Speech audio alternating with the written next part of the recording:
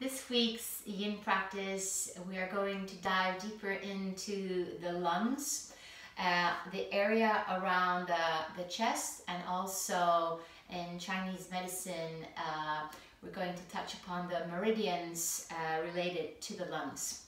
So I will demonstrate 3 poses, and this is a lovely sequence to practice as a full class. All you need is a bolster and a timer, and then you can choose your own music, or if you prefer to have it silent. And the first position is going to be a melting heart.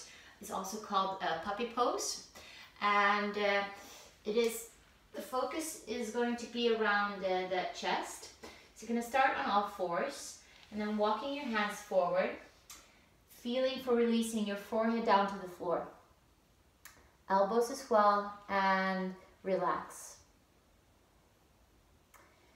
If this feels like it's too less of resistance for you, you can use a bolster, and you can have your arms either straight or you can have your elbows bent, hands in a namaste, Anjali mudra, and from here you can start to melt the heart. So melting the forehead down and eventually melting the chest down to the floor.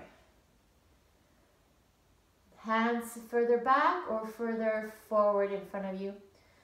So however you feel comfortable here.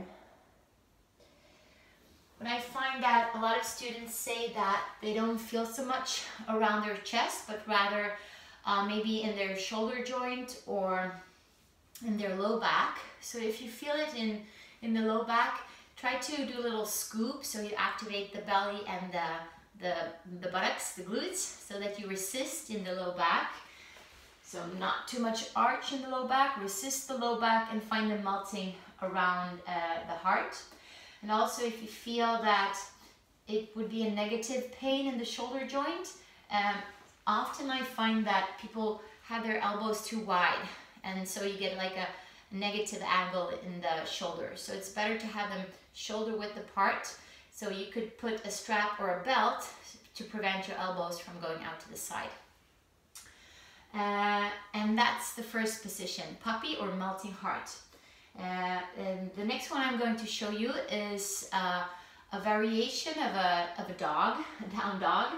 And the arm position is going to be this. So you grab a hold of the elbow, somewhere on the elbow, and then, so it's a sweeter, softer, a little bit more gentle variation of the melting heart.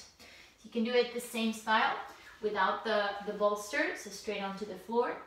Hips around in line with the knees. It's just going to make it easier. And here, thumb up or down. And relax the muscles, melt down. And the variation, if you want to have a little bit more height to be able to go further down, you can work it with a bolster.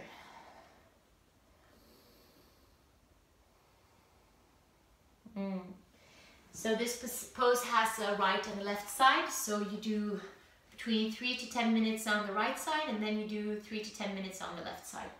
The last one is going to be bananasana, one of my favorites.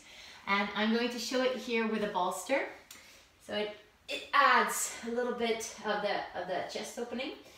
So I'm going down, and then I move my feet to the side, and I can allow my bolster to go with me to the side, and I grab a hold of, if I have my left leg to the sides, then I grab a hold of my left wrist. That suits me the best, but you find your variation in this variation of bananasana. So very nice, opening around the lungs, opening around the chest, and just extension of the body. And then you do 3 to 10 minutes on one side, change, go to the other side.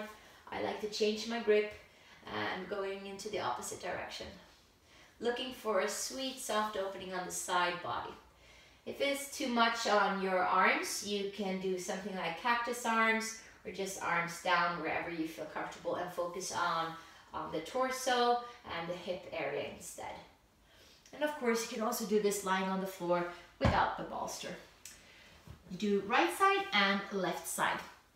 If you want tips on how to practice Yin Yoga, check this video out right over here. And I wish you a lovely Yin practice.